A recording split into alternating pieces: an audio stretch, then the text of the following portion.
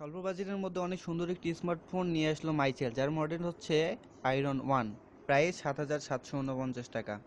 ফোনটির বিল কোয়ালিটি অনেক সুন্দর এবং এটা যে কারো নজর কেড়ে নিতে সক্ষম। এটা ডিসপ্লে সুরক্ষার জন্য রয়েছে কর্নিং গরিলা গ্লাস 3।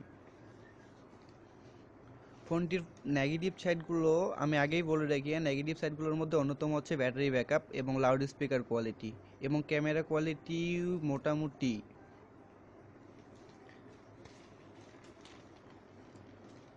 এই ডিসপ্লে ভিউইং অ্যাঙ্গেল অসাধারণ। এর ইনটু বেসমার্ক 19,230। এটা অ্যানাউন্স করা হয়েছে 4.4.2 কিটক্যাট এবং 1 GB র্যাম এবং 8 GB রোম এবং ডিসপ্লে রেজলিউশন হচ্ছে 854x480, যার পিক্সেল ডেন্সিটি হচ্ছে 218 ppi।